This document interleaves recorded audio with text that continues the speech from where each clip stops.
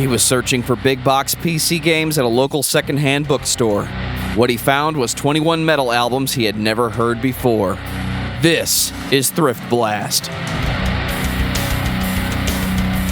What's up, everybody? Welcome to another episode of Thrift Blast. I am your host, Daniel Terry, and we are on number 7. Number 7 is really important, and the reason it is because this is the last episode of Season 1. It has been brought to my attention that people would like to hear a Season 2 of Thrift Blast. Well, let me tell you, I went to a store. I bought 30 albums that were heavily discounted. This one will be a little different than the previous season in that some of these I actually have heard before, but I can't wait to talk about them nonetheless.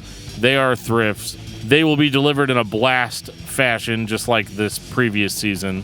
So look out for that soon. We'll have Movie Mosh coming out as well.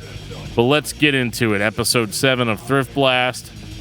The first one is a Christian death metal compilation because you guys know me. You know that I like my Christian death metal, and I like it brutal as fuck. And that's what you get with the first album in this collection. This album is actually called The Collection, Volume 1, Tools of the Trade. This is featuring 3 Christian death metal bands that are probably not together anymore. And the first band is a band called Royal Anguish. This is their Shocking the Priest demo, which is an amazing title. Basically, Shocking the Priest boils down to old school, early 90s death metal. So it's like more thrash than it is death metal. And I'm okay with that because the vocals are brutal as fuck. The production is really shitty, but man, it takes me back to the cassette tape days of hearing death metal on cassette. Drums are a little bit in the background, guitars are kind of thin, but it's blast, blast, blast, blast. I love this band probably more than the others on the collection because they just seem a little bit more solid musically. They seem to kind of understand death metal on a level that I think a lot of Christian death metal bands don't understand it. And they just kill it, man. The vocals are so brutal. It's like double tracked, high pitched shrieks with deep guttural growls. They're mixed together so well. And it's a really great way to start off this collection. Moving on, you've got the band Soul of the Savior, who was a newer band in comparison to Royal Anguish. Soul of the Savior is a more modern mid-2000s style death metal band, basically at a time when death metal was not popular. This is really heavy. It's a lot more bottom-end heavy than the Royal Anguish tracks are. It's not overly fast. It's not overly technical. It is just straight ahead with super sick vocals. And there's even a track about how they don't like Marilyn Manson in there. So, I mean, where could you go wrong? It's a really interesting release because this was actually put together by a record label called Sounds of the Dead Recordings, which just basically disappeared one day. They were like a big record label in the scene, and one day they just weren't there, just straight up gone. And they put this compilation out as well as another one called A Brutal Christmas, A Season in Chaos. I really wish that I had that compilation to review for you guys. Maybe it'll be in a future season. But Soul the Savior was a band that basically just went nowhere. Like this was their release. They never released anything else. I think that the band had promise, but their songwriting really isn't 100% there. They're focused more on just being heavy, but they don't have the technicality or the speed that I would expect out of a death metal band.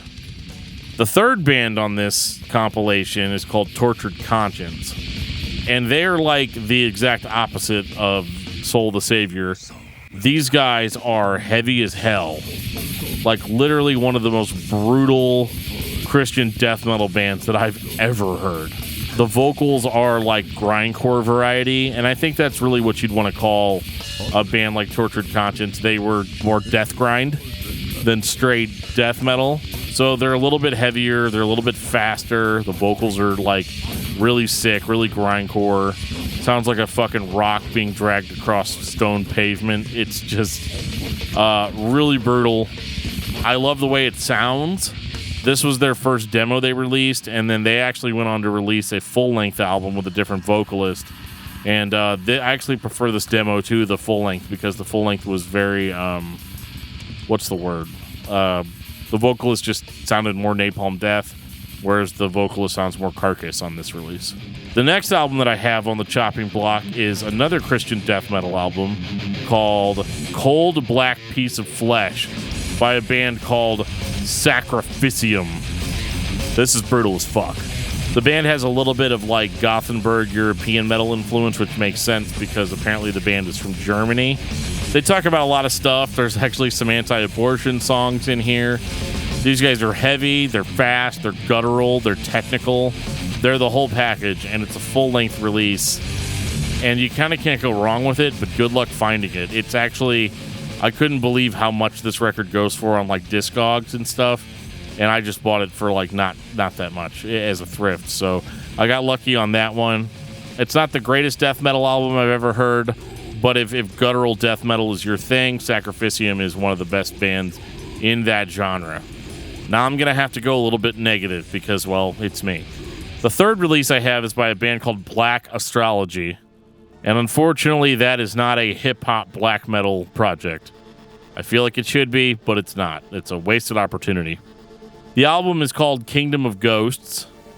And Black Astrology is, well, it's not a Christian band, unlike the other ones that are on here.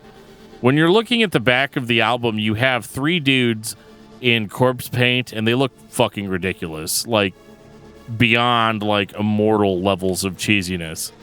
They just, I don't know. They're not, they're not a good band. Their first track is agonizingly long. And, like, when you see corpse paint like this and you hear keyboards and stuff, you're thinking, like, okay, this band is a black metal band. They are not. I don't know if, like, that's what they were going for was black metal or, like, the black metal aesthetic or whatever, because they've got, like, all this, like, crazy satanic imagery on their CD, even including, like, a pentagram with a nude woman on top of it, and the goat horn is stuck right in her vagina because, I mean, why wouldn't you do that, right? Makes total sense. But, like, these guys were just, like, pure cheese. Like, fucking church bells ringing in the distance, a lot of keyboards. But whenever you break it down musically, they just play really simple riffs for way too fucking long, and a dude just growls over it in a death metal type of style. So there's really nothing black metal about this. So, like, if this band wanted to be taken seriously as a black metal band, well, you guys failed. You fucked up. Because it's not black metal at all. And I don't know if it's because you guys have never even heard a black metal band or because you just don't know that style. But it's, it sucks. There's nothing else I can really say about it. The songs go on for way too fucking long and they go nowhere. It's a 6-song album, but it really doesn't go anywhere. It's a huge waste of time and kind of a waste of my money. Really, the only thing that I found interesting about it was the cover, was the artwork with the statue and the goat's head, and like that's just like, oh wow, look at how fucking cheesy these guys are. They bring nothing new musically to the table. It's lo-fi bullshit wannabe black metal, and that is like the lowest form of black metal that could exist. Yeah, I would give these guys a huge pass. They're not really worth your time. And guys, that is it for Thrift Blast Season 1. We've gone through 21 metal albums that I had not previously heard, that I had the pleasure or sometimes displeasure of hearing.